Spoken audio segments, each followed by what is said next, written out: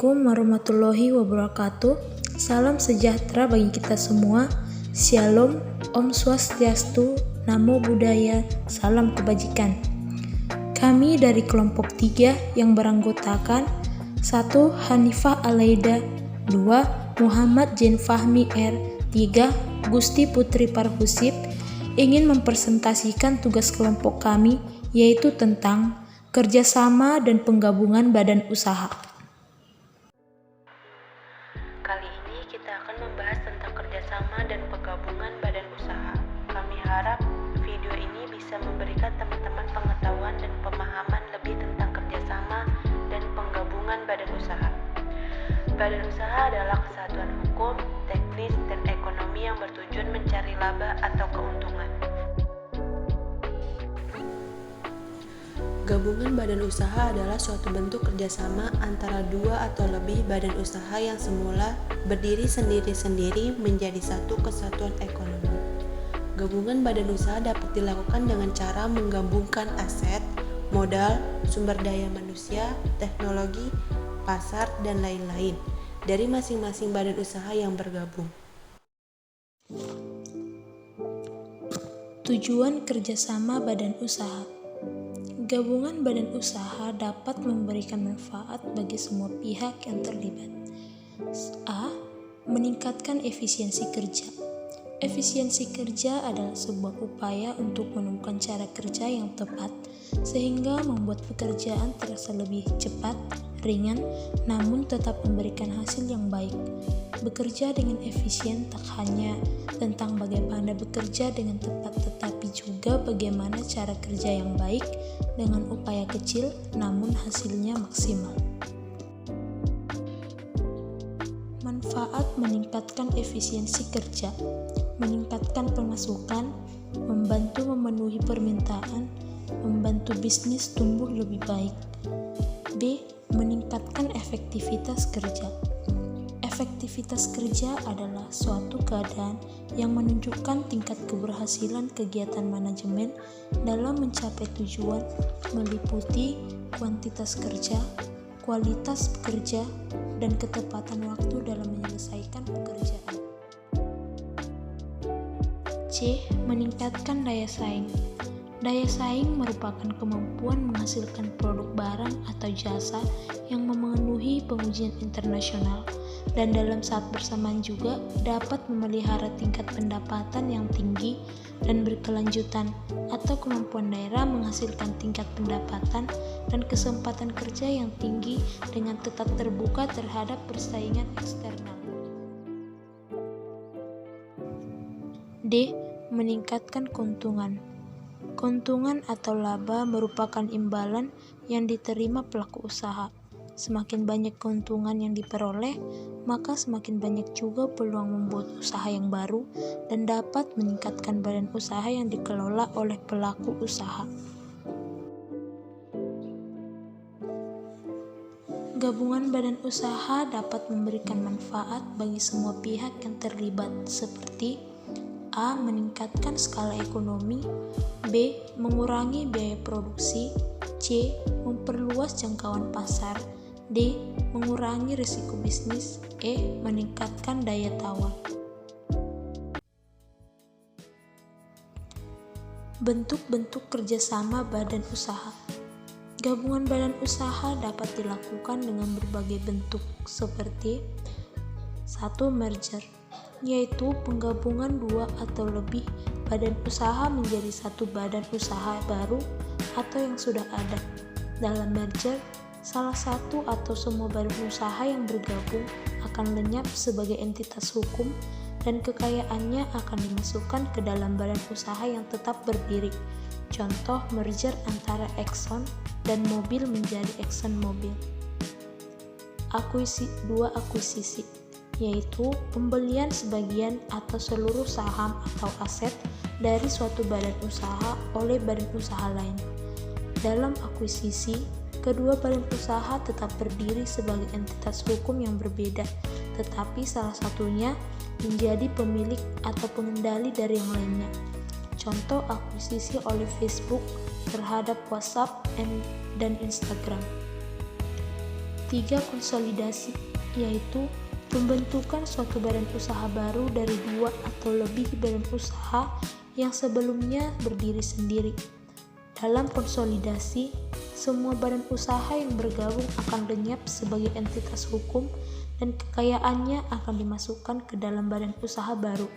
Contoh konsolidasi antara Citicorp dan Travelers Group menjadi Citigroup.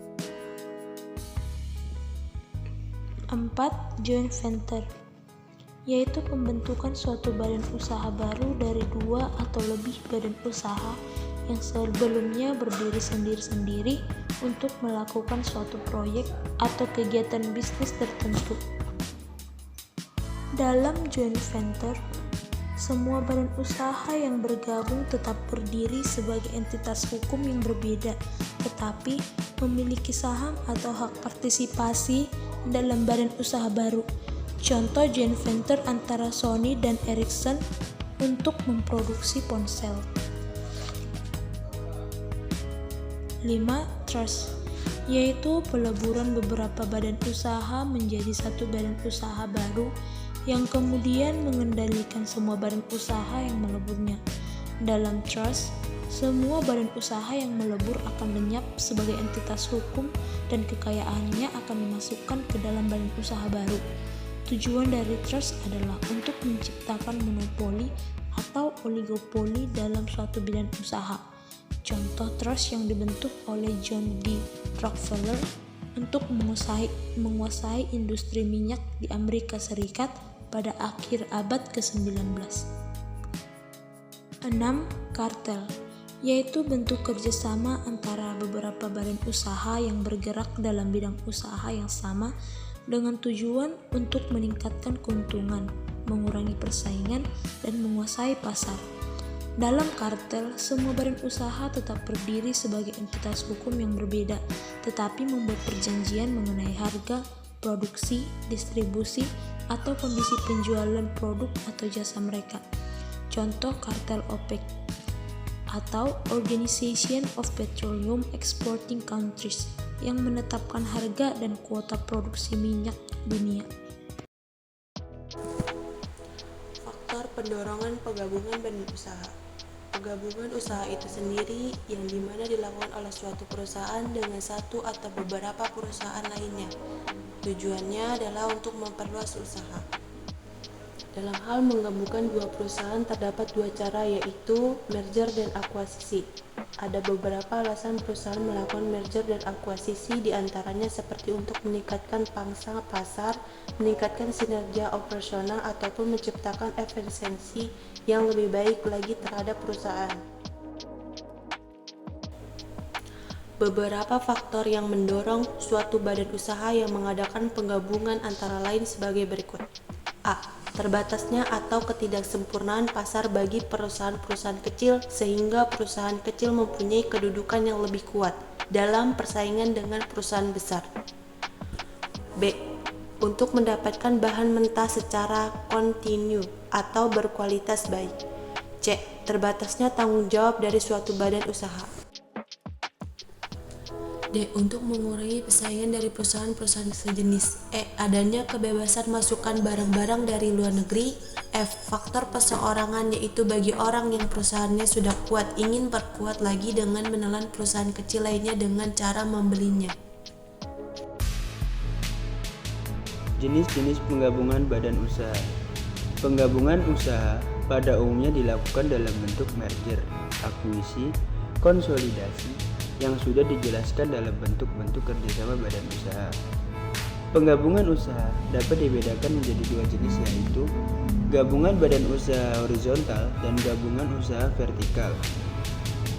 Gabungan badan usaha horizontal yaitu gabungan antara badan usaha yang bergerak dalam bidang usaha atau pasar yang sama.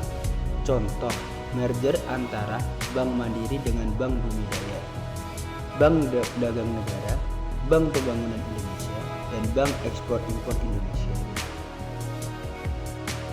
Gabungan badan usaha vertikal yaitu gabungan antara badan usaha yang bergerak dalam bidang usaha yang berbeda, tetapi saling berkaitan dalam rantai produksi atau distribusi. Tujuan dari gabungan ini adalah untuk mengurangi ketergantungan pada pemasok atau pembeli, meningkatkan kontrol kualitas, dan mengurangi biaya transaksi.